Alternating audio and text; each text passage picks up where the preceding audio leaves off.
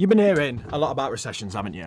Yep. Well, today let's talk about them then, because everybody else is. B-roll. The risk of recession has gone up dramatically. Either entering a recession or in a recession. Possible recession on the horizon. Some are short. Only 4 or 5 months. Some are long. The longest running economic downturn. The jury is out on what causes them. Not your fault. But there is a strong body of evidence that seems to suggest they make you live longer. Miracles in modern medicine. Just part that, we'll get on to that. Similar in a lot of ways, but unique in others. I guess that's why we give them names. The Great Recession, the Great Slump. How about just the Panic? And it had sequels. The Panic of 1785, the Panic of 1792, and the Panics of 1796 and 97. It would appear that the people of the late 1700s just spent most of their time panicking. All day, every day. And if you buy into the media narrative currently, then you best panic now as well. Because every economist, analyst, market commentator, fake guru, witch doctor, seer and fortune teller is predicting a recession. Well, we are slipping into one. Even Jim, are you ready to lose some money? Kramer is at it. The main issue is whether it's going to be a doozy or not. That's my term. Maybe that's the name of the next one, the doozy. Recessions and their causes are all different, but they are very much part of the economic narrative and something we must all navigate multiple times in our financial lives. After watching this video, you'll be better placed to do just that. Let's start with, what is a recession? Many will say that an official recession is a drop in total GDP for a country over a period of 6 months. Another way of saying that is the value of all the stuff a country makes reduces in value over a 6-month period. But the National Bureau of Economic Research, NBER for short, who have the task of declaring recessions in America, say that the 6-month GDP test isn't enough. And they say a recession actually is a significant decline in activity spread across the economy lasting more than a few months. Visible in industrial production, employment, real income, and wholesale retail trade. This difference in definition is really interesting, and the reason I'm bringing this to your attention is because it's Tuesday now and I'm editing this video, still got the same shirt on, don't at me. But the White House has just released a statement saying they don't think 2 quarters of negative GDP growth is enough to call a recession.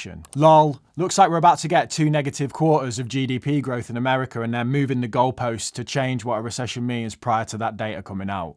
Who knows? I mean, I'm just speculating there. This tweet sums it up perfectly. The 2 negative quarters of GDP is the accepted measurement, but just think of it as loads of individual businesses failing to grow or going backwards at the same time. So what causes a recession? If defining a recession is tricky, well then saying what causes them is even harder. The problem is it could be more of a local, small event that happens in one country that only lasts a few months, or it could be a complete global meltdown that lasts for years, and then anything in between. The problem is global economies are just so complicated, with so many moving parts and inputs that you really can't say this one thing or set of circumstances causes a recession. But that doesn't stop people from trying, does it? The Balance put up this article of the 12 main reasons for a recession. Let's see how many of these we can tick off as applying to today.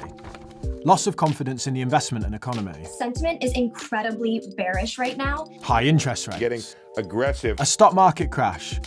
Falling house prices and sales. Housing market has taken a major turn. Post-war slowdown, when asset bubbles pop. Well, I think we just got a new high score.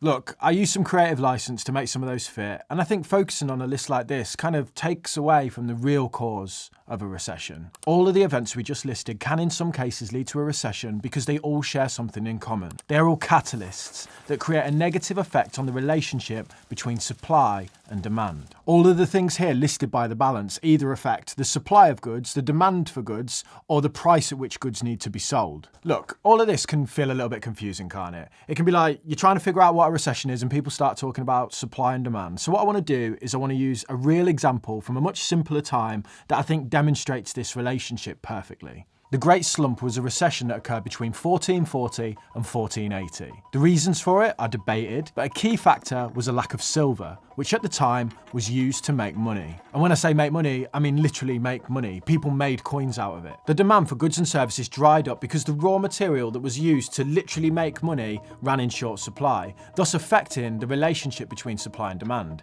It's kind of funny really that today we're having a similar problem for the complete opposite reasons. Too much money. Fair to say you simply flooded the system with money.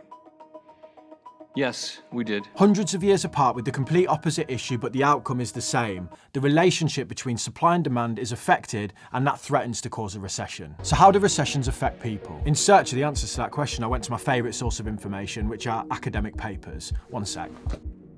And I found some wild papers that discuss the impacts of recessions on individuals, like this one first of all, which points out that they think people who grow up during a time of recession, so a child that's born when a recession is going on, is more likely to vote for the left when it comes to politics, and is also more likely to see luck as the main factor to determining how well your life goes in terms of success metrics over, say, hard work and skill. I mean, interesting, but probably not that surprising. But how about this paper right here that puts forward a lot of evidence that in times of economic recession, people die less. I'll let that sink in for a second while I read you this. Contrary to what we might have been expecting, economic downturns during the 20th century were associated with declines in mortality rate. So you'll be broke and you'll live longer to enjoy it. The study shows how basically in times of economic expansion, more people die as a result of industrial accidents, on the road, travelling to and from work, and also deaths relating to having a good time, shall we say. Besides shaping our political views, partying habits, and potential causes of death, how does a recession affect our purses? How does a recession affect our finances? Well, in short, the biggest threat from a recession is a loss of income. We're already seeing tech giants halt hiring amid fears of a recession. And while job markets currently remain strong with businesses hiring, consumer sentiment is currently at rock bottom. Meaning spenders are less likely to spend, and at some point businesses are going to say, wow, we need to slow down here. We can't keep hiring people when people are spending less money because it's just not sustainable. In that way, recessions can be a self-fulfilling prophecy. If everyone talks about the fact that a recession is coming, individuals can stop spending and businesses can cut back, thus causing a recession. Loss of income is really the biggest threat anyone faces as a result of a recession. If COVID-19 taught us anything, it's that a stable 9 to 5 is a lie. When the feces hits the fan, nobody's job is safe. So how do we prepare? Recessions are normal, occurring on average every 6 years in the USA. So if they're normal, then preparation is essential. You wouldn't go on camping, would you? It'd start raining and you'd be like, oh no, we didn't see this coming, didn't pack for rain. You will pack for every sort of weather so that you're prepared. We need to do the exact same with a recession. Let me point out a worst case scenario for an investor like me and you during a recession. You lose your job, thus losing your main source of income. You have nothing to fall back on, so are forced to sell assets like stocks at reduced prices in order to live. You're selling when you should be buying and depleting your investments at the worst possible time. If you're set up correctly and adequately prepared, then you shouldn't lose any sleep over this at night. None of this is groundbreaking, it's all real basics, but that's the nature of preparation for things like this. So where we start, first of all, you need to be liquid. I am liquid. I hope everyone knows the importance of having an emergency fund on side in easy accessible cash or cash equivalents that you can get your hands on quickly. Typically that would be 3 to 6 months worth of living costs, but in times like this, you may wish to expand that. The average recession lasts between 11 to 17 months. Now, while I'm not sitting here saying you need 17 months worth of cash on hand, a cash buffer, however big, allows you to live off those funds without selling off any assets that are most likely falling in value. We never want to be forced to sell an asset, we want to sell it on our own terms. It reminds me of this story that one of my mate's dads told me once. He's quite successful in property, and in the last financial crisis, he had a lot of cash at the time when people were selling hotels. And they would be asking for X amount of millions, and he would go in there and just lowball them, 10 times lower the price. And I was like, how did you have the balls to sit there and offer people 10 times less than what they were offering? He was like, there's only 2 reasons you ever sell, because you're making money or because you really need to sell. And no one was making money at that time. So I knew going into those meetings that they were screwed and they had to sell. We don't want to be that person.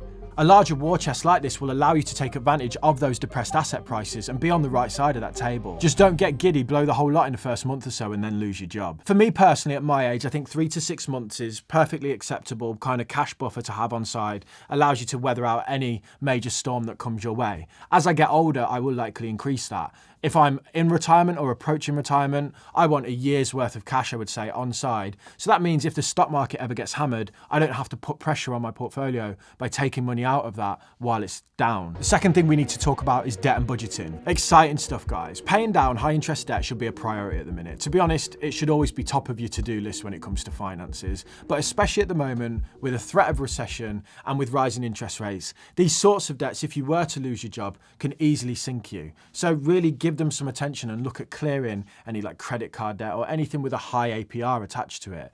Another thing you'd look at doing is looking at your budget and trying to lean that out. I will link a video in the end cards made by I'm going to leave a video in the end cards made by a guy named Steve. He did a really simple budgeting exercise on Google Sheets that I think most people watching this could benefit from. It's super simple to do. I did it last night and honestly, I was surprised what I found lurking in my accounts. I got 2 Prime subscriptions. How does that happen? Jeffrey Bezos, Also, adding the pivot tables just really helps you visualize where your money's going at the minute and see with a snapshot, okay, we can cut back here. The third thing is arguably the most important. Ignore the media. The problem I have with mainstream media's portrayal of a recession is they imply that we're going to enter one, like it's something off in the distance. You hear them saying the UK is heading for a recession, like that scene in Mad Max during the first car chase where they all head for this huge sandstorm, the sandstorm being the unknown of a looming recession. But the truth of the matter is, we don't head for recessions, we don't spot them on the horizon and go, oh, there's one coming over there. Instead, we look back at the previous 6 months' decline and say, okay, we have entered into a recession. We're already in them by the time we know they've started. The media portrays recessions as some looming spectre we're about to drive straight into. If the average recession lasts 11 to 17 months, but it takes us 6 months to define it as a recession, then we could already be halfway through the whole mess already. Look, the data's going to come out tomorrow for America, and depending on what they say, if they come out and say, look, we've had 2 quarters of negative GDP growth, regardless of their positioning to try and redefine what a recession is before the event, you can guarantee the media is just going to go crazy. Oh, we're in a recession! It could go either way tomorrow, but if you turn on the news or you log onto YouTube and you see all these people screaming about a recession, just try and remember that means we've already been in it for 6 months. And besides a cost of living crisis that's absolutely kicking our butts, we're doing all right.